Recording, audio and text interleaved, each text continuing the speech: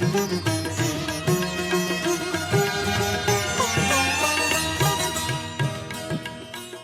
मुड़ के वापस आ गए हैं पाकिस्तान टेलीविजन लाहौर सेंटर तो मेरा नाम है अली उस्मान बाजवा और मेरे नाल चमन हुसैन मौजूद ही ने और प्रोग्राम बड़े ही सोहने तरीके नाल अगे वध रहा। डॉक्टर साहब ने तुसी गल्लां उन्हां दियां सुनियां और जानिया कि मेदे और जिगर दियां बीमारियां जिहड़ियां ने उन्हां दा की हल हो सकदा और उन्हां दे कारण उन्हां दी वजह की बनदी है। कहा जाता कि जोड़े शायर होंदे ने वो नफसियत दान भी होंदे ने क्योंकि वो ना सिर्फ इंसानी अपने दिमाग की गल सानू दसते हैं बल्कि सोसाइटी की नबज से भी हाथ रख के दसते हैं कि की सूरत हाल उस मुआशरे दे विच उस पर्टिकुलर इरा दे विच चलदी है पई। लेकिन अगर एक नफसियत दान ही शायर हो जाए तो की होएगा असी जानने की कोशिश करांगे।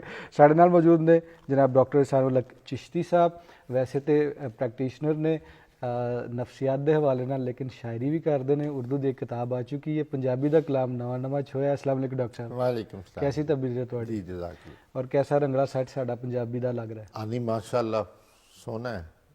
सोना वधिया है। वधिया। अच्छा, चिश्तियां तुहाडी पैदाइश हुंदी है लेकिन उस तो बाद फिर एजुकेशन वास्ते तुसीं लाहौर आंदे जी। हो और किंग एडवर्ड मैडिकल कॉलेज तुसीं ज्वाइन करदे हो जी। और उस तरह चलदा रहिंदा सिलसिला। किहड़ी उम्र सी डॉक्टर साहब जो चिश्तियां चो आए हो और चिश्तियां दी कोई यादां है ने बचपन दियां ते साडे नाल जरूर साझियां करो।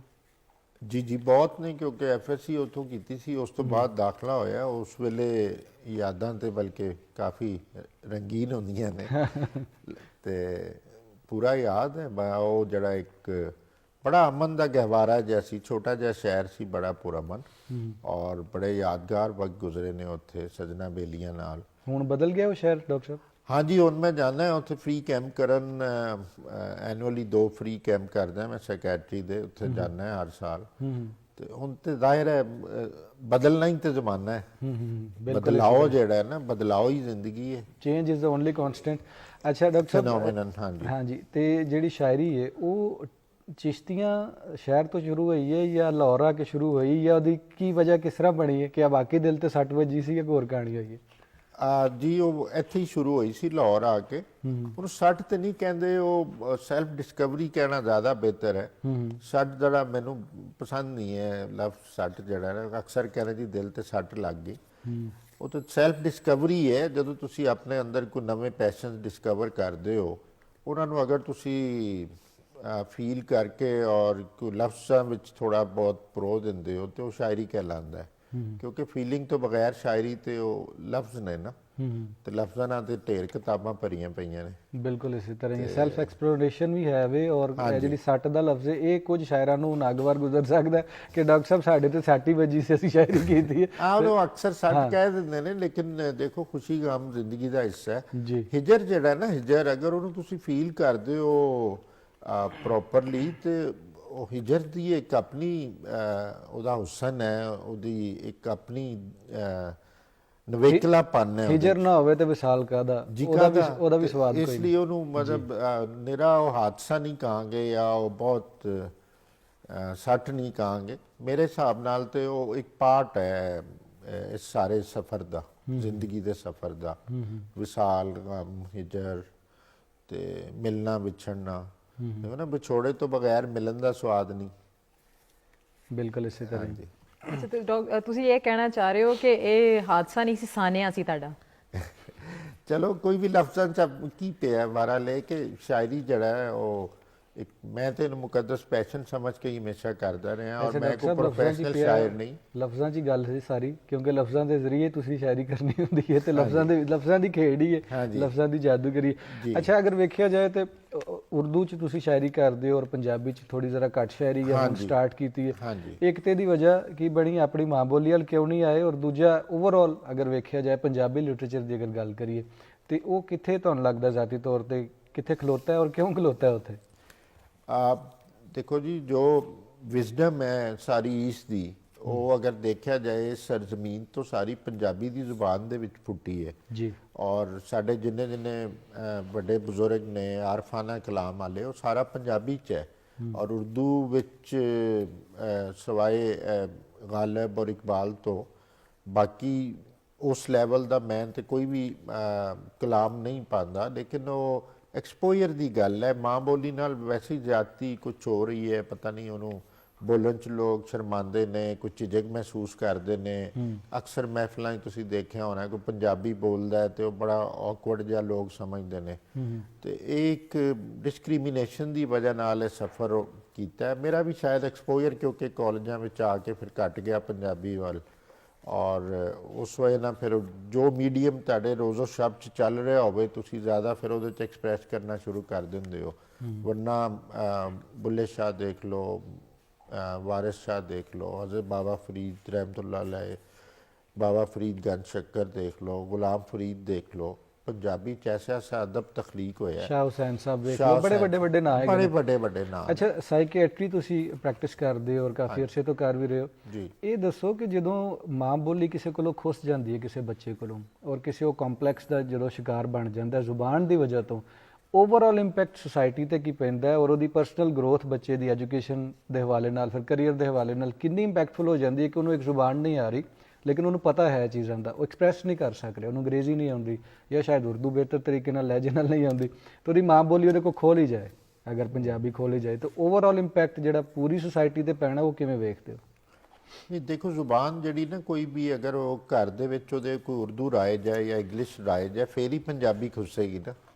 ਵਰਨਾ ਤੇ ਮਾਂ ਬੋਲੀ ਅਕਸਰ ਘਰਾਂ ਦੇ ਵਿੱਚ ਅਜੇ ਵੀ ਪੰਜਾਬੀ ਹੈ, ਲੇਕਿਨ ਉਹੀ ਡਿਸਕ੍ਰਿਮੀਨੇਸ਼ਨ ਦੀ ਵਜ੍ਹਾ ਨਾਲ ਅਗਰ ਪੰਜਾਬੀ ਉਹਦੇ ਕੋਲ ਖੋਹ ਲੈਣ ਦਾ ਜਿਹੜਾ ਤੁਸੀਂ ਕਹਿ ਰਹੇ ਹੋ ਕਨਸੈਪਟ, ਤੇ ਉਹਦੇ ਦੂਸਰਾ ਮੀਡੀਅਮ ਜ਼ਾਹਿਰ ਹੈ ਉਹਨਾਂ ਦੀ ਜ਼ਿੰਦਗੀ 'ਚ ਆ ਜਾਂਦਾ, ਐਕਸਪ੍ਰੈਸ ਤੇ ਉਹ ਕਰਦੇ ਨੇ। ਲੇਕਿਨ ਅਗਰ ਦੇਖਿਆ ਜਾਏ ਤੇ ਪੰਜਾਬੀ ਦੇ ਵਿੱਚ ਜੋ ਐਕਸਪ੍ਰੈਸ਼ਨ ਮੈਂ ਜ਼ਾਤੀ ਤੌਰ ਤੇ ਮੇਰੀ ਰਾਏ ਹੈ, ਜਿੰਨਾ ਖੁੱਲ੍ਹਾ ਔਰ ਜਿੰਨਾ ਵਾਜ਼ੇ ਔਰ ਜਿੰਨਾ ਤੁਸੀਂ ਸਮੂਥਲੀ ਕਰ ਸਕਦੇ ਹੋ ਉਹਨਾਂ ਬਹੁਤ ਨਵੀਆਂ ਜ਼ੁਬਾਨਾਂ 'ਚ ਬੜਾ ਮੁਸ਼ਕਿਲ ਆ ਜਾਂਦਾ ਹੈ। ਨਹੀਂ ਡਾਕਟਰ ਸਾਹਿਬ, ਘਰਾਂ 'ਚ ਤੇ ਬੱਚੇ ਬੋਲ ਰਹੇ ਨੇ ਪੰਜਾਬੀ, ਲੇਕਿਨ ਐਜੂਕੇਸ਼ਨ ਸਿਸਟਮ ਦੇ ਵਿੱਚ ਪੰਜਾਬੀ ਚੁੱਕੇ ਨਹੀਂ ਹੈਗੀ, ਉੱਥੇ ਜਾ ਕੇ ਉਰਦੂ ਅੰਗਰੇਜ਼ੀ ਬੋਲਣੀ ਹੈ, ਫਿਰ ਯੂਨੀਵਰਸਿਟੀ ਲੈਵਲ 'ਚ ਜਾ ਕੇ ਵੀ ਕਾਫੀ ਬੈਰੀਅਰਸ ਆ ਜਾਂਦੇ ਨੇ, ਸਾਡੀਆਂ ਕਿਤਾਬਾਂ ਅੰਗਰੇਜ਼ੀ 'ਚ ਹੋ ਜਾਂਦੀਆਂ ਨੇ, ਉੱਥੇ ਜਾ ਕੇ ਉਹਦੇ ਨਾਲ ਜਦੋਂ ਇੰਪੈਕਟ ਇਹ ਹੈ ਕਿ ਥੋੜਾ ਜਿਹਾ ਬੰਦਾ ਜਿਹੜਾ ਨਾ ਉਹ ਕਨਫਿਊਜ਼ਨ ਦਾ ਸ਼ਿਕਾਰ ਹੋ ਜਾਂਦਾ ਹੈ ਕਿ ਯਾਰ ਮੈਂ ਮਤਲਬ ਜੋ ਮੈਂ ਬੋਲਣ 'ਚ ਫਲੂਐਂਟਲੀ ਔਰ ਕੰਫਰਟੇਬਲੀ ਐਕਸਪ੍ਰੈਸ ਕਰ ਸਕਦਾ ਆਪਣੀ ਇਸ ਲੈਂਗੁਏਜ, ਉਹ ਅੱਗੇ ਐਕਸੈਪਟੇਬਲ ਨਹੀਂ ਹੈ। तो मेरा ख्याल एक्सेप्टेबिलिटी और इस जुबान, इस माँ बोली ਨੂੰ ਜੋ ਵਕਾਰ ਔਰ ਇੱਜ਼ਤ ਦੇਣਾ ਹੈ ਨਾ, ਉਹਦੇ ਨਾਲ ਇਹ ਮਸਲੇ ਕਾਫੀ ਬਿਹਤਰ ਹੋ ਸਕਦੇ ਨੇ। ਬਿਲਕੁਲ ਇਸੇ ਤਰ੍ਹਾਂ ਹੀ। ਤੇ ਸਰ ਤੁਹਾਨੂੰ ਨਹੀਂ ਲੱਗਦਾ ਕਿ ਮਤਲਬ ਅਸੀਂ ਡਿਫਰੈਂਟ ਲੈਂਗੁਏਜਸ ਵਿੱਚ ਵਟੇ ਹੋਏ ਆ ਸਾਰੇ, ਘਰ 'ਚ ਅਸੀਂ ਪੰਜਾਬੀ ਬੋਲ ਰਹੇ ਹਾਂ ਜੀ ਬਿਲਕੁਲ ਇਸੇ ਤਰ੍ਹਾਂ। ਅਸੀਂ ਵੈਸੇ ਜਿਹੜੀ ਸਾਡੀ ਸਰਕਾਰੀ ਜ਼ੁਬਾਨ ਉਹ ਉਰਦੂ ਹੈ, ਜਿਹੜੀ ਕੌਮੀ ਜ਼ੁਬਾਨ ਉਰਦੂ ਹੋ ਗਈ ਤੇ ਸਰਕਾਰੀ ਜ਼ੁਬਾਨ ਸਾਡੀ ਅੰਗਰੇਜ਼ੀ ਹੋ ਗਈ। ਹਾਂਜੀ, ਤੇ ਇਹ ਫਰਕ ਜਿਹੜਾ ਲਰਨਿੰਗ ਆਊਟਕਮਸ ਤੇ ਵੀ ਕਾਫੀ ਅਸਰ ਪਾ ਰਿਹਾ ਹੈ। ਕਰਦਾ ਨਾ ਜੀ, ਬੰਦਾ ਵੈਸੀ ਕਨਫਿਊਜ਼ਨ ਦਾ ਸ਼ਿਕਾਰ ਹੋ ਜਾਂਦਾ ਨਾ ਔਰ ਬਟ ਜਾਂਦਾ ਹੈ। ਔਰ ਤੁਹਾਨੂੰ ਕਈ ਜਗ੍ਹਾ ਤੇ ਉਰਦੂ ਬੋਲਦੇ ਹੋਏ ਆਰ ਮਹਿਸੂਸ ਹੁੰਦੀ ਹੈ, ਲੋਕ ਅੰਗਰੇਜ਼ੀ ਸ਼ੁਰੂ ਹੋ ਜਾਂਦੇ ਨੇ। ਅੰਗਰੇਜ਼ੀ ਕਿਉਂਕਿ ਸਟੇਟਸ ਸਿੰਬਲ ਬਣ ਗਈ ਹੈ। ਹਾਂਜੀ। ਔਰ ਵੈਸਟਰਨਾਈਜ਼ ਹੋਣਾ ਲੋਕ ਸਮਝਦੇ ਨੇ ਪਤਾ ਨਹੀਂ ਮਾਡਰਨ ਹੋਣਾ ਹੈ, ਜਾਂ ਐਜੂਕੇਟਡ ਬੰਦਾ ਜਿਹੜਾ ਹੈ ਉਹ ਸਮਝਦਾ ਹੈ ਕਿ ਮੈਂ ਅਗਰ ਅੰਗਰੇਜ਼ੀ ਨਹੀਂ ਬੋਲਾਂਗਾ ਤੇ ਪਤਾ ਨਹੀਂ ਮੇਰਾ ਉਹ ਕੱਦ ਨਹੀਂ ਜ਼ਾਹਿਰ ਹੋਏਗਾ। ਤੇ ਇਹ ਕੰਪਲੈਕਸਿਸ ਨੇ ਜਿਹੜੇ ਬੇਸਿਕਲੀ ਤੇ ਪਰਸਨੈਲਿਟੀ ਜਿਹੜੀ ਹੈ ਉਹਦੇ ਵਿੱਚ ਇਨਫੀਰੀਅਰਿਟੀ ਪੈਦਾ ਕਰਦੇ ਨੇ। ਇਹ ਚੀਜ਼ਾਂ ਜਿਹੜੀ ਹੋ ਚੁੱਕੀ ਹੈ ਸਾਡੀ, ਹੋ ਚੁੱਕੀ ਹੈ ਜੀ ਬਿਲਕੁਲ ਬਿਲਕੁਲ। ਅੱਛਾ ਡਾਕਟਰ ਸਾਹਿਬ, ਇੱਕ ਪਰਚੀ ਤੁਹਾਡੇ ਹੱਥ 'ਚ ਵੇਖ ਰਹੇ ਹਾਂ, ਇੱਕ ਤੇ ਇਹਦੇ ਤੇ ਕੀ ਲਿਖਿਆ ਹੈ? ਅਗਰ ਕੁਝ ਲਿਖਿਆ ਤੇ ਉਹ ਸਾਡੇ ਲਈ ਔਰ ਆਪਣੇ ਵੇਖਣ ਵਾਲਿਆਂ ਲਈ ਜ਼ਰੂਰ ਪੇਸ਼ ਕਰੋ। ਯਕੀਨੀ ਤੌਰ ਤੇ ਸ਼ਾਇਰੀ ਹੋਏਗੀ। ਹਾਂਜੀ, ਇੱਕ ਪੰਜਾਬੀ ਨਜ਼ਮ ਹੈ ਜੀ ਜੀ, ਉਹ ਜਨਾਬ ਦੀ ਨਜ਼ਰ ਕਰਨ ਲਈ ਮੈਂ ਲੈ ਆਇਆ ਸੀ। ਜੀ ਜੀ, ਤੇ ਇਜਾਜ਼ਤ ਹੋਵੇ ਤੇ ਮੈਂ ਜੀ ਜੀ ਜ਼ਰੂਰ, ਬਿਲਕੁਲ ਬਿਲकुल ਹੋਣੀ ਚਾਹੀਦੀ। ਇਹ ਹੈ ਜੀ ਕਿ ਮੇਰੇ ਨੈਣਾ ਦੇ ਨਾਲ ਨੈਣ ਮਿਲਾ ਕੇ ਸੁਣ ਡੱਕੇ ਡੋਲੇ ਖਾਂਦੀਏ ਕੁੜੀਏ, ਪਿਆਰ ਲੁਕਾਉਣ ਦੀ ਚਿੰਤਾ ਕਰਦੀ ਤੇ ਆਪੇ ਹੀ ਡੁੱਲ ਜਾਂਦੀ ਏ ਕੁੜੀਏ। ਅੱਖਾਂ ਤੇਰੀਆਂ ਦੇ ਵਿੱਚ ਪਿਆਰ ਮੇਰਾ ਅੱਜ ਕੀਕਲੀ ਪਾਂਦਾ ਫਿਰਦਾ ਏ। ਤੇਰੇ ਅੰਦਰ ਲੱਗੀਆਂ ਮਹਿੰਦੀਆਂ ਦਾ ਰੰਗ ਤੇਰੇ ਲੂਲੂ ਵਿੱਚੋਂ ਦਿਸਦਾ ਏ। ਤੇਰੀ ਚੁੰਨੀ ਤੇ ਤਾਰੇ ਉੱਗੇ ਨੇ, ਤੇਰੀ ਟੋਰ ਵੀ ਡੋਲਣ ਲੱਗ ਪਈ ਏ। ਤੇਰੀ ਵੀਣੀ ਦੇ ਵਿੱਚ ਕੱਲੀ ਵੰਗ ਹੁਣ ਛਣ ਛਣ ਵੱਜਣ ਲੱਗ ਪਈ ਏ। ਕਿਨਮਿਨ ਵਸਦਾ ਮੀਂਹ ਤੇਰੇ ਹੁਸਨ ਦਾ ਸਦਕਾ ਲੱਗਦਾ ਏ। ਤੈਨੂੰ ਚੁੰਮ ਕੇ ਲੰਘਦੀ ਵਾਹ ਦੇ ਵਿੱਚ ਮਹਿਕਾਂ ਦਾ ਦਰਿਆ ਵਗਦਾ ਏ। ਤੇਰੇ ਨਾਲ ਸੁੱਖਾਂ ਦੇ ਮੇਲੇ ਨੇ, ਤੇਰੇ ਅੰਦਰੋਂ ਚਾਨਣ ਫੁੱਟਦਾ ਏ। ਤੈਨੂੰ ਵੇਖ ਕੇ ਮੈਨੂੰ ਖਬਰ ਹੋਈ ਰੱਬ ਲੁਕਿਓ ਵੀ ਨਾ ਲੁਕਦਾ ਏ। ਤੇਰਾ ਸਾਰਾ ਪਿੰਡਾ ਖਨਕਦਾ ਏ ਤੈਨੂੰ ਝਾਂਜਰਾਂ ਦੀ ਹੁਣ ਲੋੜ ਨਹੀਂ, ਵਾਹ ਤੇਰੇ ਮੱਥੇ ਇਸ਼ਕ ਦਾ ਚਾਨਣ ਹੈ, ਤੈਨੂੰ ਹਾਰ ਸ਼ਿੰਗਾਰ ਦੀ ਥੋੜ ਨਹੀਂ। ਥੋੜ ਨਹੀਂ, ਵਾਹ ਲੋਕਾਂ ਤੋਂ ਝਕਣਾ ਦੂਰ ਦੀ ਗੱਲ, ਤੂੰ ਸ਼ੀਸ਼ਾ ਵੀ ਘੱਟ ਤੱਕਿਆ ਕਰ, ਬਸ ਮੈਨੂੰ ਹੀ ਮੈਨੂੰ ਸੋਚ ਕੇ ਤੂੰ ਅੰਦਰੋਂ ਅੰਦਰੀ ਸਜਿਆ ਕਰ। ਵਾਹ ਮੈਂ ਜੈ ਜੋਗੀ ਲਈ ਕਮਲੀ ਹੋ ਕੇ, ਤੂੰ ਕੱਲੀ ਤੋਂ ਝੱਲੀ ਹੋ ਗਈ ਹੈ। ਮੈਂ ਜੈ ਜੋਗੀ ਲਈ ਕਮਲੀ ਹੋ ਕੇ, ਤੂੰ ਕੱਲੀ ਤੋਂ ਝੱਲੀ ਹੋ ਗਈ ਹੈ, ਤੇਰੇ ਸੁਪਨੇ ਸ਼ਗਨ ਮਨਾ ਬੈਠੇ, ਤੂੰ ਸਦਾ ਸੁਹਾਗਨ ਹੋ ਗਈ। ਹੋ ਗਈ, ਵਾਹ ਵਾਹ, ਬਹੁਤ ਖੂਬਸੂਰਤ ਨਜ਼ਮ। ਅੱਛਾ ਤੁਸੀਂ ਕਹੋ ਕਿ ਸੈਲਫ ਰਿਅਲਾਈਜੇਸ਼ਨ ਹੈ, ਲੇਕਿਨ ਹੈ ਦਿਲ ਦੀ ਸੱਟ। ਇਹ ਸ਼ਾਇਰੀ ਤੋਂ ਪਤਾ ਚੱਲਦਾ ਪਿਆ ਕਿ ਜਿਹੜੇ ਇਸ਼ਕ ਮੁਹੱਬਤ ਲਹਿਜੇ ਤੋਂ ਵੀ, ਔਰ ਜਿਹੜਾ ਇਸ਼ਕ ਮੁਹੱਬਤ ਦੀ ਕਹਾਣੀ ਉਹਦੀ ਵੀਣੀ 'ਚ ਜਿਹੜੀ ਵੰਗ ਹੈ ਤੁਹਾਡੇ ਨਾਂ ਦੀ ਹੈ, ਉਹ ਕਿਤੇ ਨਾ ਕਿਤੇ ਅਸੀਂ ਸ਼ਾਇਰ ਨੂੰ ਜਾਂ ਰਾਈਟਰ ਨੂੰ ਲੱਭਨੇ ਆ ਉਹਦੀ ਲਿਖਤ ਦੇ ਵਿੱਚ। ਤੇ ਇਹ ਤੇ ਸਾਨੂੰ ਸੁਣ ਕੇ ਪਤਾ ਚੱਲ ਗਿਆ ਕਿ ਕਿਸ ਤਰ੍ਹਾਂ ਦੀ ਸ਼ਾਇਰੀ ਸੈਲਫ ਰਿਅਲਾਈਜੇਸ਼ਨ ਜਾਣ ਗਏ ਹੋ। ਅਸੀਂ ਜਾਗ ਗਏ। ਅੱਛਾ ਫਿਊਚਰ ਦੇ ਵਿੱਚ ਤੁਸੀਂ ਕੀ ਵੇਖਦੇ ਹੋ ਕਿ ਉਰਦੂ ਦੀ ਕਿਤਾਬ ਆਈ ਹੈ ਤੇ ਹੁਣ ਪੰਜਾਬੀ ਲਿਖਣ ਨਾਲ ਤੁਹਾਡਾ ਰੁਝਾਨ ਵਧੇਗਾ, ਕੋਈ ਕਿਤਾਬ ਆਏਗੀ ਜਾਂ ਕੀ ਸਿਲਸਿਲਾ? हाँ, मैं थोड़ा कॉन्शियसली और शौरी तौर ਤੇ ਹੁਣ ਫੋਕਸ ਕਰਨਾ ਚਾਹ ਰਿਹਾ ਕਿਉਂਕਿ ਦੇਖੋ ਪੰਜਾਬੀ ਨਾਲ ਵਾਕਫੀਅਤ ਜਦੋਂ ਦੇ ਪੈਦਾ ਹੋਏ ਇੱਥੇ ਹੀ, ਪੈਦਾ ਵੀ ਪਾਕਿਸਤਾਨ ਔਰ ਉਹ ਵੀ ਪੰਜਾਬ ਜੀ, ਤੇ ਇਨਸ਼ਾਅੱਲਾ ਤੇ ਓਵਰਆਲ ਸੱਟਾਂ ਲੱਗਦੀਆਂ ਰਹੀਆਂ ਤੇ ਨਿਕਲ ਆਏਗੀ। ਸੱਟਾਂ ਦੀ ਨੋਈਏ ਡਾਕਟਰ ਸਾਹਿਬ ਬਦਲਦੀ ਰਹਿੰਦੀ ਹੈ ਉਮਰ ਦੇ ਮੁxtਲਿਫ ਹਿੱਸਿਆਂ ਦੇ ਵਿੱਚ, ਤੇ ਉਹ ਤੇ ਡਿਪੈਂਡ ਕਰਦਾ ਕਿ ਕਿਸ ਤਰ੍ਹਾਂ ਦੀ ਸ਼ਾਇਰੀ ਫੁੱਟੇਗੀ। ਉਰਦੂ 'ਚ ਤੁਸੀਂ ਸ਼ਾਇਰੀ ਕੀਤੀ ਹੈ, ਜਿਹੜਾ ਅੱਜ ਕੱਲ ਰੁਝਾਨ ਚੱਲਿਆ ਮੁਸ਼ਾਇਰਿਆਂ ਦਾ, ਉਹਦੇ ਵਿੱਚ ਜਿਹੜੀ ਕੁਆਲਿਟੀ ਹੈ, ਕੁਆਂਟੀਟੀ ਤੇ ਚਲੋ ਬਹੁਤ ਜ਼ਿਆਦਾ ਹੀ ਹੋ ਗਈ ਹੈ, ਕੁਆਲਿਟੀ ਤੁਸੀਂ ਕੀ ਵੇਖਦੇ ਹੋ? ਕਿਉਂਕਿ ਜਦੋਂ ਇੱਕ ਪਾਸੇ ਗਾਲਿਬ ਔਰ ਮੀਰ ਦਾ ਨਾਂ ਹੁੰਦਾ, ਦੂਸਰੇ ਪਾਸੇ ਜਾਲਿਬ ਔਰ ਫੈਜ਼ ਦਾ ਨਾਂ ਹੁੰਦਾ, ਇਹ ਵੱਡੇ ਵੱਡੇ ਪਿੱਲਰ ਸਾਡੇ ਸਾਹਮਣੇ ਹੁੰਦੇ ਨੇ। ਉਸ ਤੋਂ ਬਾਅਦ ਫਿਰ ਅੱਜ ਕੱਲ ਦੇ ਕੁੜੀਆਂ ਮੁੰਡੇ ਬੱਚੇ ਯੂਨੀਵਰਸਿਟੀਆਂ ਵਾਲੇ ਜਾਂ ਪ੍ਰੋਫੈਸ਼ਨਲ ਲੋਕ ਵੀ ਜਿਹੜੇ ਨੇ ਉਹ ਵੀ ਕਰ ਰਹੇ ਨੇ ਸ਼ਾਇਰੀ। ਓਵਰਆਲ ਤੁਸੀਂ ਜ਼ਾਤੀ ਤੌਰ ਤੇ ਕੀ ਸਮਝਦੇ ਹੋ ਬੀਇੰਗ ਅ ਪੋਇਟ ਕਿ ਕਿੱਥੇ ਖਲੋਤੀ ਹੈ ਉਰਦੂ ਦੀ ਅਗਰ ਸ਼ਾਇਰੀ ਦੀ ਗੱਲ ਕਰ ਲਈਏ? ਦੇਖੋ ਕਿਸੇ ਦੇ ਵਿੱਚ ਚੀਜ਼ ਦੇ ਵਿੱਚ ਵੀ ਜੋ ਅਫਰਾਤ ਹੋ ਜਾਏ ਨਾ, ਬਹੁਤ ਜ਼ਿਆਦਾ ਕਸਰਤ ਹੋ ਜਾਏ, ਔਰ ਅਗਰ ਤੁਸੀਂ ਸ਼ਾਇਰੀ ਮਹਜ਼ ਸ਼ਾਇਰੀ ਕਰਨ ਲਈ ਕਰ ਰਹੇ ਹੋ, ਜੋੜ ਰਹੇ ਹੋ, ਕਾਫੀਏ ਰਦੀਫ ਮਿਲਾ ਰਹੇ ਹੋ, ਤੇ ਜ਼ਾਹਿਰ ਹੈ ਉਹਦੇ 'ਚ ਸੋਲ ਨਹੀਂ ਆਏਗੀ। ਉਹ ਪ੍ਰੋਫੈਸ਼ਨਲ ਸ਼ਾਇਰ ਮੇ ਵੀ ਉਹਨਾਂ ਦੀ ਕੋਈ ਮਜਬੂਰੀ ਹੋਵੇ ਜਾਂ ਉਹਨਾਂ ਦਾ ਵਾਹਿਦ ਕੋਈ ਜ਼ਰੀਆ ਮੁਆਸ਼ ਹੋਵੇ, ਉਹ ਜਦੋਂ ਇਸ ਤਰ੍ਹਾਂ ਬਹੁਤ ਜ਼ਿਆਦਾ ਕਸਰਤ ਨਾ ਕਰਨਾ ਚਾਹੁੰਦੇ ਨੇ, ਜ਼ਾਹਿਰ ਹੈ ਉਹ ਫਿਰ ਮਿਆਰ ਨਹੀਂ ਰਹਿੰਦਾ। ਤੇ ਮੈਂ ਤੇ ਅਰਜ਼ ਕੀਤੀ, ਮੈਂ ਤੇ ਕੋਈ ਪ੍ਰੋਫੈਸ਼ਨਲ ਸ਼ਾਇਰ ਨਹੀਂ ਹੈ, ਮੈਂ ਤੇ ਬਹੁਤ ਹੀ ਤੰਗ ਹੋ ਕੇ ਜਦੋਂ ਮੇਰੇ ਕੋਲ ਨਾ ਰਿਹਾ ਜਾਏ ਤੇ ਕੁਝ ਲਿਖ ਲੈਣਾ, ਵਰਨਾ ਤੇ ਟਾਈਮ ਹੀ ਨਹੀਂ ਮਿਲਦਾ। ਪ੍ਰੋਫੈਸ਼ਨਲ ਲਾਈਫ ਸਾਈਕੈਟ੍ਰਿਸਟ ਦੀ ਜਿਹੜੀ ਹੈ ਉਹ ਕਾਫੀ ਬਿਜ਼ੀਐਸਟ ਹੁੰਦੀ ਆ ਆਵਰਸ ਜਿਹੜੇ ਨੇ, ਤੇ ਬਿਲਕੁਲ ਉਹਦੇ ਨਾਲ ਅੱਜ ਕੱਲ੍ਹ ਇਸੇ ਵਜ੍ਹਾ ਨਾਲ ਸਫਰ ਕਰ ਰਹੀ ਕਿ ਅਗਰ ਤੁਸੀਂ, ਉਹੀ ਗੱਲ ਹੈ ਕਿ ਕੁਆਂਟੀਟੀ ਜਦੋਂ ਵੱਧਦੀ ਜਾਂਦੀ ਹੈ ਔਰ ਤੁਸੀਂ ਕੁਆਲਿਟੀ ਤੁਹਾਡਾ ਇੱਕ ਮਤਮਾ ਨਜ਼ਰ ਨਹੀਂ ਰਹਿੰਦਾ, ਤੇ ਫਿਰ ਪ੍ਰੋਬਲਮ ਆਉਂਦਾ ਹੈ। ਉਹ ਅੱਜ ਕੱਲ੍ਹ ਤਨਜ਼ਲੀ ਇਸੇ ਲਈ ਨਜ਼ਰ ਆ ਰਹੀ। ਅੱਛਾ ਡਾਕਟਰ ਸਾਹਿਬ ਮਜ਼ੀਦ ਗੱਲਾਂ ਕਰਾਂਗੇ ਇੱਥੋਂ ਵਾਪਸ ਆ ਕੇ, ਦੁਬਾਰਾ ਸ਼ਾਇਰੀ ਦੀਆਂ ਔਰ ਪੰਜਾਬੀ ਸ਼ਾਇਰੀ ਦੀਆਂ ਗੱਲਾਂ ਕਰਾਂਗੇ। ਵੇਲਾ ਹੁਣ ਨਿੱਕੀ ਜਿਹੀ ਬ੍ਰੇਕ ਦਾ, ਉਹਦੇ ਲਈ ਅਸੀਂ ਜਾਣਾ ਜੀ। ਨਿੱਕੀ ਜਿਹੀ ਬ੍ਰੇਕ ਹੈ, ਬ੍ਰੇਕ ਤੋਂ ਵਾਪਸ ਆਵਾਂਗੇ, ਡਾਕਟਰ ਸਾਹਿਬ ਨਾਲ ਹੋਰ ਢੇਰ ਸਾਰੀਆਂ ਗੱਲਾਂ ਪੰਜਾਬੀ ਸ਼ਾਇਰੀ ਦੇ ਹਵਾਲੇ ਨਾਲ ਹੋਣਗੀਆਂ।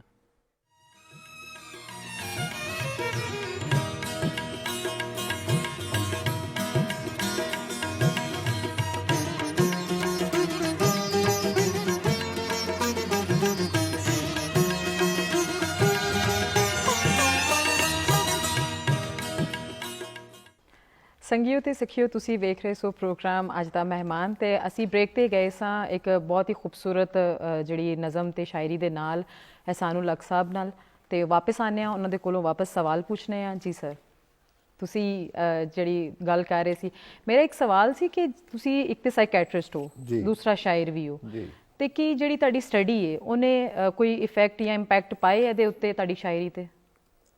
ਜੀ ਦੋਵੇਂ ਬੜਾ ਰਿਲੇਟਡ ਨੇ। ਅਗਰ ਦੇਖਿਆ ਜਾਏ ਤਾਂ ਇਨਸਾਨ ਨੂੰ ਸਮਝਣਾ ਹੀ ਸ਼ਾਇਰੀ ਹੈ ਔਰ ਇਨਸਾਨ ਨੂੰ ਸਮਝਣਾ ਹੀ ਸਾਈਕੈਟਰੀ ਹੈ।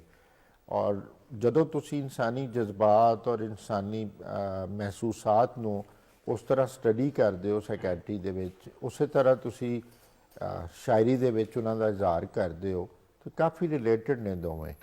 ਕਿਉਂਕਿ ਸਾਈਕੈਟਰੀ ਵੀ ਇਨਸਾਨ ਦੇ ਰਵੱਈਏ, ਉਹਦੇ ਮਹਿਸੂਸਾਤ ਔਰ ਇਮੋਸ਼ਨਸ ਨੂੰ ਬੇਸਿਕਲੀ ਡੀਲ ਕਰਦੀ ਹੈ, ਉਹਨਾਂ ਦੇ ਵਿਗਾੜ ਨੂੰ ਕਰੈਕਟ ਕਰਦੀ ਹੈ, ਔਰ ਸ਼ਾਇਰੀ ਉਹਨਾਂ ਦਾ ਇਜ਼ਹਾਰ ਹੈ। ਬਿਲਕੁਲ ਅੱਛਾ, ਇੱਕ ਕਿਹਾ ਜਾਂਦਾ ਹੈ ਕਿ ਚਿਹਰਾ ਸ਼ਨਾਸੀ ਹੋਏ ਜਾਂ ਮਰਦਮ ਸ਼ਨਾਸੀ ਹੋਏ ਤੇ ਇਹ ਜਿਹੜਾ ਬਹੁਤ ਇੱਕ ਅਜ਼ਾਬ ਹੈ ਕਿ ਲੋਕਾਂ ਨੂੰ ਤੁਸੀਂ ਸਮਝ ਲੈਣਾ, ਲੋਕਾਂ ਦੇ ਬਾਰੇ 'ਚ ਜਾਣ ਲੈਣਾ, ਕਿ ਜਿੰਨਾ ਇਲਮ ਘੱਟ ਰੱਖਿਆ ਜਾਏ ਇਸ ਬਾਰੇ ਉਹਨਾਂ ਚੰਗਾ ਹੈ। ਤੇ ਤੁਹਾਡੇ ਤੇ ਕਿੰਨਾ, ਤੁਹਾਡੀ ਸ਼ਖਸੀਅਤ ਤੇ ਕਿੰਨਾ ਅਸਰ ਅੰਦਾਜ਼ ਹੋਇਆ? ਨਹੀਂ ਦੇਖੋ, ਅਗਰ ਤੁਸੀਂ ਕਿਸੇ ਨੂੰ ਟ੍ਰੀਟ ਕਰਨਾ ਚਾਹੁੰਦੇ ਹੋ, ਉਹਦੇ ਵਿੱਚੋਂ ਕੋਈ ਵਿਗਾੜ ਡਿਸਕਵਰ ਕਰਕੇ ਉਹਨੂੰ ਤੁਸੀਂ ਕਰੈਕਟ ਕਰਨਾ ਚਾਹੁੰਦੇ ਹੋ, ਤੇ ਤੁਹਾਨੂੰ ਜਾਣਨਾ ਤੇ ਪਏਗਾ। ਬਹੁਤ ਸਾਰੇ ਲੋਕ ਫਰਾਰ ਦੇ ਤੌਰ ਤੇ ਮੇਰਾ ਖਿਆਲ ਹੈ ਫਿਕਰਾ ਯੂਜ਼ ਕਰ ਸਕਦੇ ਨੇ ਕਿ ਠੀਕ ਹੈ ਯਾਰ, ਆ ਗਈ ਅਜ਼ਾਬ ਹੈ, ਜਿੰਨਾ ਪਤਾ ਘੱਟ ਹੈ ਉਹਨਾਂ ਠੀਕ ਹੈ। ਲੇਕਿਨ ਅਗਰ ਤੁਸੀਂ ਕਿਸੇ ਨੂੰ ਇਲਾਜ ਦੇਣਾ ਹੈ, ਕਿਸੇ ਨੂੰ ਰਿਲੀਫ ਦੇਣਾ ਹੈ, ਉਹਦੇ ਲਈ ਤਾਂ ਤੁਹਾਨੂੰ ਉਹ ਐਜ਼ ਏ ਡਿਊਟੀ ਉਹਨੂੰ ਜਾਣਨਾ, ਉਹਨੂੰ ਸਮਝਣਾ ਜ਼ਰੂਰੀ ਹੈ। ਕਿਉਂਕਿ ਇਨਸਾਨ ਐਜ਼ ਇੰਡੀਵਿਜੂਅਲ ਤੁਸੀਂ ਸਮਝੋਗੇ ਤੇ ਉਹਦੇ ਅੰਦਰ ਦਾ ਦੁੱਖ ਦੂਰ ਕਰੋਗੇ ਨਾ ਤੁਸੀਂ। ਬਿਲਕੁਲ ਤੇ ਸਾਡਾ ਤੇ ਇੱਕ ਕੰਪਲਸਰੀ ਪਾਰਟ ਹੈ ਕਿ ਤੁਸੀਂ ਇਹ ਤੇ ਐਜ਼ ਅ ਸਾਈਕੈਟ੍ਰਿਸਟ ਤੁਸੀਂ ਕਹਿ ਰਹੇ ਹੋ, ਜੀ। ਤੇ ਐਜ਼ ਅ ਸ਼ਾਇਰ ਤੁਸੀਂ ਕੀ ਸਮਝਦੇ ਹੋ? ਐਜ਼ ਅ ਸ਼ਾਇਰ ਤੇ ਦੇਖੋ, ਤੁਸੀਂ ਜਦੋਂ ਕਿਸੇ ਨਾਲ ਮੁਨਸਲਿਕ ਹੁੰਦੇ ਹੋ, ਜੋ ਤੁਹਾਡੇ ਮਹਿਸੂਸਾਤ ਸੁਸਾਇਟੀ ਦੀ ਬਹੁਤ ਸਾਰੀਆਂ ਹੈਪਨਿੰਗਸ ਦੇ ਬਾਰੇ ਹੁੰਦੇ ਨੇ, ਸੁਸਾਇਟੀ ਦੇ ਉਤਾਰ ਚੜਾਓ ਬਾਰੇ ਆਉਂਦੇ ਨੇ। ਕਿਉਂਕਿ ਸ਼ਾਇਰੀ ਇੱਕ ਜਿਹੜਾ ਉਹ ਲਤੀਫ ਜਜ਼ਬਾ ਖਾਤੂਨ ਬਾਰੇ ਅਕਸਰ ਨਜ਼ਰ ਆਉਂਦਾ ਹੈ। ਉਹਦੇ ਤੋਂ ਇਲਾਵਾ ਵੀ ਸ਼ਾਇਰੀ ਦੇ ਬੇਸ਼ੁਮਾਰ ਮੌਜ਼ੂਆਤ ਨੇ, ਔਰ ਉਤਾਰ ਚੜਾਓ ਸੁਸਾਇਟੀ ਦੇ, ਆਮ ਆਵਾਮ ਦੇ ਜਿਹੜੇ ਮਸਾਇਲ ਨੇ। ਤੁਸੀਂ ਦੇਖੋ ਸਾਡੇ ਲੋਕਾਂ ਨੇ, ਫਿਰ ਅਗਰ ਆਰਫਾਨਾ ਕਲਾਮ ਦੇਖ ਲਓ ਤੇ ਉਹਦੇ ਵਿੱਚ ਮਾਰਫਤ ਵੱਲ ਸਾਰਾ ਸ਼ਾਇਰੀ ਹੈ, ਹਕੀਕੀ ਵੱਲ ਤੁਰ ਪੈਂਦੇ ਨੇ ਜੀ। ਕਿਉਂਕਿ ਇਸ਼ਕ ਤੇ ਇਸ਼ਕ ਹੈ ਨਾ। ਹਾਂਜੀ, ਇਸ਼ਕ ਫੜੋਗੇ ਤੇ ਮਜਾਜ਼ ਤੋਂ ਹਕੀਕੀ ਵੱਲ ਜਾਓਗੇ। ਜੀ ਬਿਲਕੁਲ ਇਸੇ ਤਰ੍ਹਾਂ ਤਾਰਫ ਹੋਏਗਾ ਤੇ ਅੱਗੇ ਜਾਓਗੇ ਜੀ। ਔਰ ਹਕੀਕੀ ਇਸ਼ਕ ਔਰ ਮਜਾਜ਼ੀ ਇਸ਼ਕ ਦੋਵੇਂ ਹੀ ਰੰਗ ਸਾਨੂੰ ਪੰਜਾਬੀ ਸ਼ਾਇਰੀ 'ਚ ਵੀ ਨਜ਼ਰ ਆਉਂਦੇ ਨੇ ਬੇਸ਼ੁਮਾਰ। ਅਗਰ ਅਸੀਂ ਇਹ ਗੱਲ ਕਰੀਏ ਸਾਈਕੈਟਰੀ ਦੀ, ਅਗਰ ਗੱਲ ਕਰੀਏ ਤੇ ਪਿਛਲੇ ਕੁਝ ਅਰਸੇ ਤੋਂ ਵੇਖਿਆ ਗਿਆ ਕਿ ਕਾਫੀ ਲੋਕ ਜਿਹੜੇ ਨੇ ਜਾਣਨਾ ਸ਼ੁਰੂ ਹੋ ਗਏ ਨੇ ਇਸ ਚੀਜ਼ ਦੇ ਹਵਾਲੇ ਨਾਲ। ਲੇਕਿਨ ਹਲੇ ਵੀ ਇੱਕ ਵੱਡੀ ਕਮਿਊਨਿਟੀ ਸਾਡੀ ਸਮਝਦੀ ਹੈ ਕਿ ਸਾਈਕੈਟਰੀ ਪਾਗਲਪਨ ਦਾ ਇਲਾਜ ਹੈ, ਜਾਂ ਪਾਗਲ ਹੋਣ ਨੂੰ ਕਹਿੰਦੇ ਨੇ, ਜਾਂ ਉਹਦੇ ਤੇ ਗੱਲ ਕਰੀਏ ਕਿ ਮੈਂ ਸਾਈਕੈਟਰਿਸਟ ਕੋ ਜਾਵਾਂ ਜਾਂ ਨਾ ਜਾਵਾਂ ਤਾਂ ਉਹਨੇ ਕਹਿਣਾ ਤੂੰ ਪਾਗਲ ਹੈ, ਜੇ ਪਾਗਲ ਹੈ ਤੇ ਟੁਰ ਜਾ, ਫਿਰ ਤੇ ਪਾਗਲ ਕਰਨੇ ਜਾਣਾ ਚਾਹੀਦਾ, ਸਾਈਕੈਟਰਿਸਟ ਕੀ ਕਰੇਗਾ ਉੱਥੇ। ਇੱਕ ਤੇ ਇਹ ਜਿਹੜੀ ਯੂਥ ਦੇ ਵਿੱਚ ਮਸਲਾ, ਕਿਉਂਕਿ ਉਹ ਫਿਰ ਡਰੱਗਸ ਵੱਲ ਜਾਂਦੇ ਨੇ, ਸੁਸਾਈਡਲ ਹੁੰਦੇ ਨੇ, ਜਾਂ ਪ੍ਰੋਡਕਟਿਵ ਨਹੀਂ ਰਹਿੰਦੇ, ਔਰ ਉਹਨਾਂ ਨੂੰ ਬਸ ਇੱਕ ਮੇਰਾ ਖਿਆਲ ਹੈ ਪਿਆਰ ਦਾ ਹੱਥ ਚਾਹੀਦਾ ਹੁੰਦਾ ਹੈ, ਕੋਈ ਚਾਰ ਗੱਲਾਂ ਸੁਣਨ ਵਾਲਾ ਉਹਨਾਂ ਨੂੰ ਬਦਲ ਸਕਦਾ ਹੈ ਉਹਨਾਂ ਦੀ ਉਸ ਕੰਡੀਸ਼ਨ ਨੂੰ। ਇੱਕ ਤੇ ਇਹ ਜਿਹੜੀ ਅਵੇਅਰਨੈਸ ਹੈ, ਇਹਦਾ ਘਾਟਾ ਤੁਹਾਨੂੰ ਕਿੰਨਾ ਨਜ਼ਰ ਆਉਂਦਾ ਹੈ, ਔਰ ਇਹਦੇ ਨਾਲ ਕਿੰਨਾ ਨੁਕਸਾਨ ਹੋ ਰਿਹਾ ਸਾਡੀ ਯੂਥ ਦਾ? ਦੇਖੋ, ਡਿਪਰੈਸ਼ਨ ਦੇ ਵਿੱਚ, ਡਿਪਰੈਸ਼ਨ ਇੱਕ ਆਮ ਬਿਮਾਰੀ ਹੈ ਜਿਹੜੀ ਕਿ ਅੱਜ ਕੱਲ੍ਹ ਸਭ ਤੋਂ ਜ਼ਿਆਦਾ ਕਾਮਨ ਪਾਈ ਜਾਂਦੀ। ਉਹਦੇ 'ਚ 15% ਦੇ ਕਰੀਬ ਲੋਕ ਸੁਸਾਈਡ ਕਰ ਲੈਂਦੇ ਨੇ, ਜਿਹੜੇ ਕਿ ਬਚਾਏ ਜਾ ਸਕਦੇ ਨੇ ਅਗਰ ਵਕਤੀ ਤੌਰ ਤੇ ਉਹ ਮਰੀਜ਼ ਆਇਡੈਂਟੀਫਾਈ ਹੋ ਜਾਣ, ਉਹਨਾਂ ਦਾ ਇਲਾਜ ਕੀਤਾ ਜਾਏ। ਤੇ ਉਹ ਕਿਉਂ ਕਰਨਗੇ ਸੁਸਾਈਡ? ਕਿਉਂਕਿ ਸੁਸਾਈਡ ਡਿਪਰੈਸ਼ਨ ਦਾ ਮਰੀਜ਼ ਉਦੋਂ ਕਰਦਾ ਜਦੋਂ ਆਪਣੀ ਬਿਮਾਰੀ ਦੀ ਅਖੀਰ ਤੇ ਹੁੰਦਾ, ਉਹਨੂੰ ਜਦੋਂ ਬੰਦ ਗਲੀ 'ਚ ਲੈ ਜਾਂਦੀ ਬਿਮਾਰੀ, ਕੋਈ ਰਸਤਾ ਨਜ਼ਰ ਨਹੀਂ ਆਉਂਦਾ, ਤੇ ਉਸ ਬਿਮਾਰੀ ਦੇ ਉੱਥੋਂ ਆਪਣੀ ਜਾਨ ਦੇ ਦਿੰਦਾ। ਅੱਛਾ ਡਾਕਟਰ ਸਾਹਿਬ, ਇਹ ਵੀ ਨਾਲ ਦੱਸਣਾ ਕਿ ਸਾਡੇ ਆਲੇ ਦੁਆਲੇ ਜਿਹੜੇ ਬੱਚੇ ਹੈਗੇ ਨੇ, ਨੌਜਵਾਨ ਮੁੰਡੇ ਕੁੜੀਆਂ, ਉਸ ਤੋਂ ਇਲਾਵਾ ਕਿਸੇ ਵੀ ਉਮਰ ਦੇ ਬੰਦੇ ਨਾਲ ਕੁਝ ਵੀ ਹੋ ਸਕਦਾ ਮੈਂਟਲੀ ਤੌਰ ਤੇ, ਜੀ ਅਸੀਂ ਕਿਸ ਤਰ੍ਹਾਂ ਜਾਣ ਸਕਦੇ ਹਾਂ ਕਿ ਇਹਨੂੰ ਮਦਦ ਦੀ ਲੋੜ ਹੈ? ਜੀ, ਕੁਝ ਲੋਕ ਚੁੱਪ ਕਰ ਜਾਂਦੇ ਨੇ ਜਾਂ ਡਿਪਰੈਸ ਨਜ਼ਰ ਆਉਂਦੇ ਨੇ, ਕੁਝ ਡਿਪਰੈਸ ਨਜ਼ਰ ਵੀ ਨਹੀਂ ਆਉਂਦੇ, ਉਹਨਾਂ ਦਾ ਕੋਪਿੰਗ ਮੈਕੈਨਿਜ਼ਮ ਹੀ ਕੁਝ ਹੋਰ ਹੁੰਦਾ। ਉਹ ਬਹੁਤਾ ਜਾਂ ਤੇ ਹੱਸਦੇ ਨੇ ਜਾਂ ਬਹੁਤ ਜ਼ਿਆਦਾ ਗੱਲਾਂ ਕਰਨੀਆਂ ਸ਼ੁਰੂ ਕਰ ਦਿੰਦੇ ਨੇ, ਕਈ ਪਰਦੇ ਬਹੁਤੇ ਪਾ ਦਿੰਦੇ ਨੇ, ਬਹੁਤ ਪਰਦੇ ਵੀ ਪਾ ਦਿੰਦੇ ਨੇ। ਕਿਸ ਤਰ੍ਹਾਂ ਤੁਸੀਂ ਵੇਖ ਸਕਦੇ ਹੋ ਕਿ ਕੁਝ ਨਾ ਕੁਝ ਤੇ ਮਸਲਾ ਹੈ ਇਸ ਬੰਦੇ ਦੇ ਨਾਲ ਜਾਂ ਬੰਦੀ ਦੇ ਨਾਲ, ਇਹਦੀ ਥੋੜੀ ਹੈਲਪ ਕੀਤੀ ਜਾਏ, ਉਹਨੂੰ ਸੁਜੈਸਟ ਕੀਤਾ ਜਾਏ ਕਿਸੇ ਅੱਛੇ ਸਾਈਕੈਟਰਿਸਟ ਨਾਲ ਕਿ ਉਹ ਇਹਨੂੰ ਹੈਲਪ ਆਊਟ ਕਰੇ ਔਰ ਦੱਸੇ ਕਿ ਇਹਦਾ ਬੜਾ ਸਿੰਪਲ ਜਿਹਾ ਫਾਰਮੂਲਾ ਹੈ ਔਰ ਦੋ ਜਗ੍ਹਾ ਅਪਲਾਈ ਹੁੰਦਾ ਹੈ। ਇੱਕ ਤੇ ਇਨਸਾਨ ਇੰਡੀਵਿਜੂਅਲ ਤੇ ਆਪਣੇ ਤੇ ਅਪਲਾਈ ਹੁੰਦਾ ਹੈ ਕਿ ਮੈਂ ਕਿਵੇਂ ਜਾਣਾ, ਮੈਨੂੰ ਲੋੜ ਹੈ। ਅਕਸਰ ਲੋਕਾਂ ਨੂੰ ਖੁਦ ਨਹੀਂ ਪਤਾ ਹੁੰਦਾ। ਔਰ ਇੱਕ ਨਾਲ ਵਾਲਿਆਂ ਤੇ ਅਪਲਾਈ ਹੁੰਦਾ ਹੈ ਕਿ ਜਾਂ ਬੰਦਾ ਖੁਦ ਜਾਂ ਉਹਦੇ ਘਰ ਵਾਲੇ ਜਾਂ ਜਾਣਨ ਵਾਲੇ ਇਹ ਮਹਿਸੂਸ ਕਰਨ ਕਿ ਯਾਰ ਜਿਹੋ ਜਿਹਾ ਪਹਿਲੇ ਸਾਡੇ ਸਾਹਮਣੇ ਹੁੰਦਾ ਸੀ, ਹੁਣ ਉਹਦੇ 'ਚ ਕੋਈ ਨਾ ਕੋਈ ਬਦਲਾਅ ਆ ਗਿਆ, ਔਰ ਉਹ ਬਦਲਾਅ ਇਹਦੀ ਪ੍ਰੋਡਕਟਿਵਿਟੀ ਤੇ, ਲਾਈਕ ਜੌਬ ਹੈ, ਬਿਜ਼ਨਸ ਹੈ, ਤਾਲੀਮ ਹੈ, ਜੋ ਵੀ ਉਹਦਾ ਪ੍ਰੋਫੈਸ਼ਨ ਹੈ, ਉਹਦੇ ਤੇ ਇਫੈਕਟ ਕਰ ਰਿਹਾ, ਉਹਦੇ ਮੂਡ ਤੇ ਇਫੈਕਟ ਕਰ ਰਿਹਾ, ਉਹਦੀ ਸਲੀਪ ਔਰ ਐਪੀਟਾਈਟ ਤੇ ਇਫੈਕਟ ਕਰ ਰਿਹਾ, ਔਰ ਇਹ ਪਹਿਲੇ ਨਾਲੋਂ ਕਾਫੀ ਚੇਂਜ ਹੋ ਗਿਆ। ਤੇ ਉਦੋਂ ਫੌਰਨ ਹੈਲਪ ਸੀਕ ਕਰਨੀ ਚਾਹੀਦੀ, ਕਿਉਂਕਿ ਕੋਈ ਵੀ ਬਦਲਾਅ ਇਸ ਤਰ੍ਹਾਂ ਅਚਾਨਕ ਅਗਰ ਹੁੰਦਾ ਹੈ ਤੇ ਉਹਦੇ ਪਿੱਛੇ ਕੋਈ ਨਾ ਕੋਈ ਮਸਾਇਲ ਹੋਣਗੇ ਨਾ, ਕੋਈ ਚੀਜ਼ ਟ੍ਰਿਗਰ ਕਰੀ। ਤੇ ਬੰਦੇ ਨੂੰ ਆਪਣੀ ਸੈਲਫ ਐਕਚੁਅਲਾਈਜੇਸ਼ਨ ਜਿਹੜੀ ਹੈ ਉਹ ਕਰਦੇ ਰਹਿਣਾ ਚਾਹੀਦਾ ਹੈ ਕਿ ਯਾਰ ਕਿਆ ਮੈਂ ਪਹਿਲੇ ਵੀ ਇਹੋ ਜਿਹਾ ਹੀ ਚੱਲਿਆ ਆ ਰਿਹਾ, ਜਾਂ ਮੈਂ ਪਿਛਲੇ 2 ਹਫ਼ਤੇ ਜਾਂ 4 ਹਫ਼ਤੇ ਤੋਂ ਮੈਂ ਬਿਲਕੁਲ ਹੀ ਔਖਾ ਹੋਣਾ ਸ਼ੁਰੂ ਕਰਤਾ, ਮੇਰੇ ਕੋਲ ਗੱਲ ਬਰਦਾਸ਼ਤ ਨਹੀਂ ਹੁੰਦੀ, ਮੇਰਾ ਰੋਣ ਨਿਕਲ ਜਾਂਦਾ ਹੈ, ਹਰ ਬੰਦੇ ਬਾਰੇ ਮੈਂ ਮਨਫੀ ਸੋਚਣ ਲੱਗ ਪਿਆ। ਤੇ ਜਿਹੜੇ ਲੋਕ ਆਪਣਾ ਤਜਜ਼ੀਆ ਕਰਦੇ ਨੇ ਉਹ ਤੇ ਬੜੇ ਆਰਾਮ ਨਾਲ ਆ ਜਾਂਦੇ ਨੇ ਕਿ ਡਾਕਟਰ ਸਾਹਿਬ ਮੈਨੂੰ ਦੱਸੋ, ਜ਼ਰਾ ਹੈਲਪ ਦਿਓ ਮੈਨੂੰ ਕਿ ਮੇਰੇ 'ਚ ਚੇਂਜਸ ਕਿਉਂ ਆ ਰਹੀਆਂ ਨੇ, ਇਹ ਤੇ ਨੈਗੇਟਿਵ ਚੇਂਜਸ ਨੇ, ਮੇਰੀ ਪਰਸਨੈਲਿਟੀ ਖਰਾਬ ਹੋ ਰਹੀ ਹੈ ਔਰ ਮੇਰੀ ਲਾਈਫ ਇਫੈਕਟ ਹੋ ਰਹੀ ਹੈ। ਤੇ ਡਾਕਟਰ ਸਾਹਿਬ ਇਹ ਨੈਗੇਟਿਵਿਟੀ ਦੀ ਅਗਰ ਗੱਲ ਕਰੀਏ ਉਹ ਅਕਸਰ ਵੇਖੀ ਗਈ ਹੈ ਯੂਥ ਦੇ ਵਿੱਚ, ਜਦੋਂ ਕੋਈ ਗੱਲ ਕਰੀਏ ਤਾਂ ਕਹਿੰਦੇ ਨੇ ਨਹੀਂ ਇੱਕ ਤੇ ਕੁਝ ਬਦਲ ਨਹੀਂ ਸਕਦਾ ਨਾ ਸਾਡੀਆਂ ਜ਼ਿੰਦਗੀਆਂ 'ਚ ਤੇ ਨਾ ਮੁਆਸ਼ਰੇ ਦੇ ਵਿੱਚ, ਜੀ ਤੇ ਨਾ ਹੀ ਕਰੀਅਰ ਬਣ ਸਕਦਾ ਇੱਥੇ ਕੁਝ ਰਹਿਣ ਦਾ, ਸਾਰੇ ਬਾਹਰ ਨੂੰ ਭੱਜਦੇ ਫਿਰਦੇ ਨੇ। ਜੀ ਇੰਜ ਦਾ ਕੋਈ ਬੱਚਾ ਅਗਰ ਹੁੰਦਾ ਹੈ, ਰਿਸੋਰਸਿਸ ਕਿਉਂਕਿ ਪਿੰਡਾਂ 'ਚ ਨਹੀਂ ਹੈਗੇ ਬਹੁਤ ਜੀ ਜ਼ਿਆਦਾ, ਜੀ ਉੱਥੇ ਵੀ ਇਹ ਸਾਰੇ ਸਿਲਸਿਲੇ ਚੱਲਦੇ ਨੇ। ਹਾਂਜੀ। ਕੀ ਰეკਮੈਂਡ ਤੁਸੀਂ ਉਹਨਾਂ ਨੂੰ ਕਰਦੇ ਹੋ ਕਿ ਉਹ ਨੈਗੇਟਿਵਿਟੀ ਪੋਜ਼ਿਟਿਵਿਟੀ ਵੱਲ ਥੋੜੀ ਜਿਹੀ ਵੱਧ ਜਾਏ ਔਰ ਥੋੜੇ ਨਾਰਮਲਾਈਜ਼ ਹੋ ਜਾਣ? ਉਹਦੀ ਲਾਈਫ ਦੇ ਵਿੱਚੋਂ ਹੀ ਪੋਜ਼ਿਟਿਵ ਕੱਢ ਕੇ ਉਹਨੂੰ ਵਿਖਾਇਆ ਜਾਂਦਾ ਹੈ ਹੂੰ ਜਦੋਂ ਡਿਸਕਸ ਹੁੰਦਾ ਹੈ, ਕਿਉਂਕਿ ਅਸੀਂ ਜੋ ਸਾਡਾ ਇੱਕ ਵਤੀਰਾ ਬਣ ਗਿਆ ਹੈ ਨਾ ਕਿ ਹਰ ਬੰਦੇ ਦੀ ਜ਼ਿੰਦਗੀ 'ਚ ਬੇਸ਼ੁਮਾਰ ਪੋਜ਼ਿਟਿਵ ਹੈ, ਬੇਸ਼ੁਮਾਰ ਨੇਮਤਾਂ ਨੇ, ਕਰੋੜਾਂ ਤੋਂ ਬੰਦਾ ਬਿਹਤਰ ਹੁੰਦਾ ਹੈ, ਲੇਕਿਨ ਹਰ ਇੱਕ ਤੋਂ ਆਪਣੇ ਆਪ ਨੂੰ ਕਮਤਰ ਸਮਝਣਾ ਸ਼ੁਰੂ ਕਰ ਦਿੰਦਾ ਹੈ। ਤੇ ਪੋਜ਼ਿਟਿਵਿਟੀ ਤੇ ਇੱਕ ਵੇਖਣ ਵਾਲੀ ਅੱਖ ਚਾਹੀਦੀ ਨਾ, ਹਰ ਬੰਦੇ ਕੋਲ ਆ ਸਕਦੀ ਹੈ। ਅਗਰ ਤੁਸੀਂ ਐਨਰਜੀ ਉਹੋ ਜਿਹੀ ਲਾਲੀ ਹੋਵੇ ਨੈਗੇਟਿਵਿਟੀ ਦੀ ਤੇ ਤੁਹਾਨੂੰ ਹਰ ਜਗ੍ਹਾ ਕੀੜੇ ਨਜ਼ਰ ਆਉਣਗੇ। ਤੇ ਉਹਦੇ ਨਾਲ ਤੇ ਇਹੀ ਹੈ ਕਿ ਬਹਿ ਕੇ ਕੋਈ 4 ਸਿਟਿੰਗ ਕੀਤੀਆਂ ਜਾਣ, ਉਹਦੀ ਲਾਈਫ ਸੁਣੀ ਜਾਏ, ਉਹਦੀ ਲਾਈਫ ਦੇ ਵਿੱਚੋਂ ਉਹ ਆਪ ਹੀ ਉਹਨੂੰ ਨਜ਼ਰ ਆਉਣਾ ਸ਼ੁਰੂ ਹੋ ਜਾਏਗਾ ਜਦੋਂ ਉਂਗਲੀ ਫੜ ਕੇ ਟੁਰਾਵਾਂਗੇ ਕਿ ਭਾਈ ਮੀਆਂ ਵੇਖ ਹੈ ਵੀ ਤੇ ਕੀ ਕੀ ਤੈਨੂੰ ਮਿਲਿਆ ਹੋਇਆ ਹੈ। ਔਰ ਬਦਲਾਓ ਜਿਹੜਾ ਹੈ, ਬਦਲਾਓ ਤੇ ਦਿਲ ਦੇ ਅੰਦਰੋਂ ਹੁੰਦਾ ਹੈ, ਪਹਿਲੇ ਆਪਣੇ ਆਪ ਨੂੰ ਬਦਲਣਾ ਹੁੰਦਾ ਹੈ, ਇੱਕੋ ਹੀ ਵਾਹਦ ਬਦਲਾਓ ਦਾ ਰਸਤਾ ਹੈ। ਉਸ ਤੋਂ ਬਾਅਦ ਜਿਹੜੇ ਤੁਹਾਡੇ ਇਮੀਡੀਏਟ ਤੁਹਾਡੇ ਕੰਟੈਕਟਸ ਨੇ ਤੁਸੀਂ ਉਹਨਾਂ ਤੇ ਇਫੈਕਟ ਕਰ ਸਕਦੇ ਹੋ। ਅਗਰ ਤੁਸੀਂ ਕਹੋ ਮੈਂ ਇੱਥੇ ਬੈਠ ਕੇ ਤੇ ਮੈਂ ਹੁਣ ਦੁਬਈ 'ਚ ਚੇਂਜਸ ਲਿਆਵਾਂ ਤੇ ਉਹ ਤੇ ਨਹੀਂ ਆਉਣੀਆਂ ਨਾ। ਬਿਲਕੁਲ ਤੇ ਤੁਸੀਂ ਬਦਲਾਓ ਤੇ ਆਪਣੇ ਦਿਲ ਤੋਂ ਸ਼ੁਰੂ ਕਰਨਾ ਹੈ।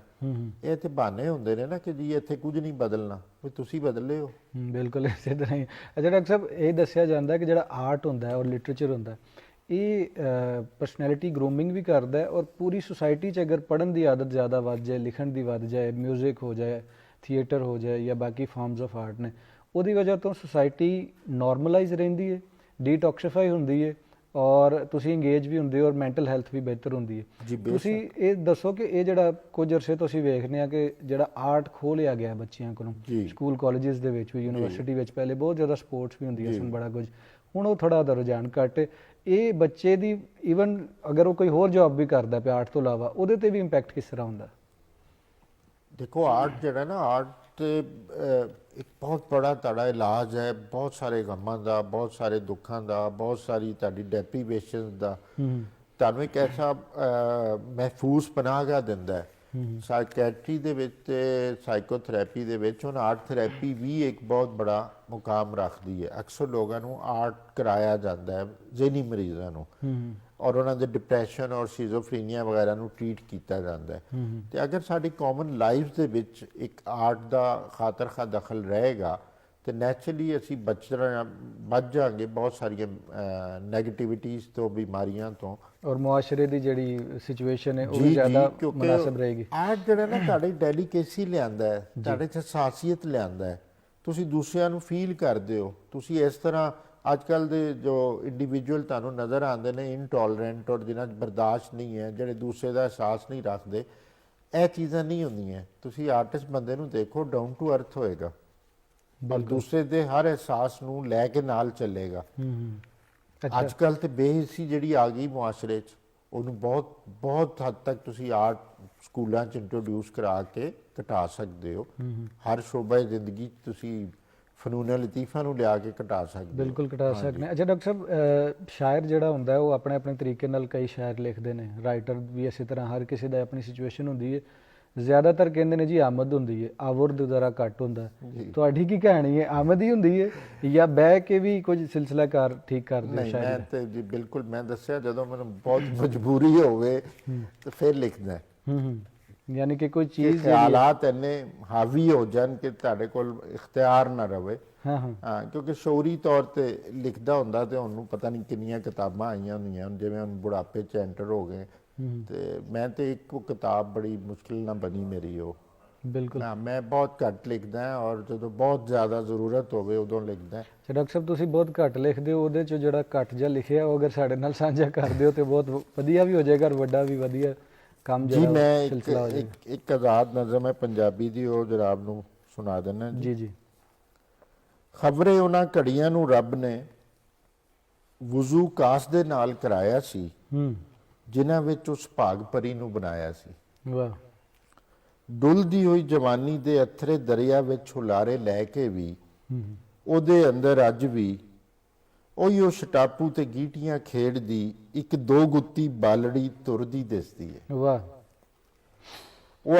ਉਹ ਇੰਨੀ ਭੋਲੀ ਭਾਲੀ ਏ ਵੀ ਜਦੋਂ ਵੀ ਉਹਨੂੰ ਵੇਖਾਂ ਮੈਂ, ਮੇਰੇ ਅੰਦਰ ਇੰਜ ਮਿੱਠੀ ਠੰਡ ਪੈਂਦੀ ਏ ਜਿਵੇਂ ਸਤਰੰਗੇ ਬਾਲਪਨੇ ਵਿੱਚ ਬਰਫਾਂ ਦੇ ਰੰਗਦਾਰ ਗੋਲੇ ਚੂਸਦਿਆਂ ਪੈਂਦੀ ਸੀ। ਵਾਹ ਵਾਹ ਵਾਹ ਵਾਹ, ਕੀ ਖੂਬਸੂਰਤ ਇਮੇਜਰੀ। ਮੇਰੇ ਦਿਲ ਦੇ ਬੂਟੇ ਤੇ ਫੁੱਲ ਬਣ ਕੇ ਖਿੜੀ ਹੋਈ, ਉਹਨੂੰ ਹੀ ਪਾਣ ਦੀ ਦਵਾ ਉੱਤੇ ਵੀ ਉਹਦਾ ਤੇ ਉਹਦੇ ਭੋਲਪਨ ਦਾ ਸੱਜਲ ਤੇ ਨਵੇਕਲਾ ਪਰਛਾਵਾਂ ਜਦ ਪੈਂਦਾ ਏ ਤੇ ਮੈਨੂੰ ਇੰਜ ਜਾਪਦਾ ਏ ਜਿਵੇਂ ਮੇਰੇ ਅੰਦਰ ਕੋਈ ਰੌਲਾ ਪਾਈ ਜਾਂਦਾ ਏ ਤੇ ਪਾਈ ਜਾਂਦਾ ਏ, ਅੱਲਾ ਮੀਆਂ ਮੀਂਹ ਪਾ ਮੇਰੀ ਕੋਠੀ ਦਾਣੇ ਪਾ। ਵਾਹ ਵਾਹ ਵਾਹ, ਬਹੁਤ ਖੂਬਸੂਰਤ, ਬਹੁਤ ਹੀ ਵਧੀਆ ਲੱਗਾ ਜਨਾਬ ਇਸ ਸ਼ਾਇਰੀ ਤੋਂ ਬਾਅਦ ਵੀ, ਔਰ ਪਿਛਲੀ ਜਿਹੜੀ ਨਜ਼ਮ ਤੁਸੀਂ ਸੁਣਾਈ ਉਹਦੇ ਤੋਂ ਵੀ, ਔਰ ਉਮੀਦ ਕਰਨੇ ਆ ਕਿ ਬੜੀ ਖੂਬਸੂਰਤ ਕਿਤਾਬ ਜਿਹੜੀ ਹੈ ਉਹ ਭਾਵੇਂ ਭੋਰਾ ਕਰਕੇ ਪੂਰੀ ਹੋਵੇ, ਉਹ ਜ਼ਰੂਰ ਜਾਏਗੀ ਪੰਜਾਬੀ ਦੇ ਵੀ। Thank you so much doctor sahib, ਤੁਸੀਂ ਆਏ, ਢੇਰ ਸਾਰੀਆਂ ਗੱਲਾਂ ਸਾਈਕੈਟਰੀ ਦੇ ਹਵਾਲੇ ਨਾਲ ਵੀ ਵਧਾਇਆ ਜੀ, ਬਹੁਤ ਮਿਹਰਬਾਨੀ, ਔਰ ਸ਼ਾਇਰੀ ਦੇ ਹਵਾਲੇ ਨਾਲ ਵੀ ਕੀਤੀਆਂ ਨੇ। ਫਿਰ ਕਦੀ ਬਾਂਗੇ ਜਦੋਂ ਪੰਜਾਬੀ ਦੀ ਕਿਤਾਬ ਆ ਜਾਏਗੀ ਉਹਦੇ ਨਾਲ ਤੁਸੀਂ ਜ਼ਰੂਰ ਆਇਓ ਔਰ ਉਹਦੇ ਬਾਰੇ ਗੱਲਾਂ ਅਸੀਂ ਕਰਾਂਗੇ।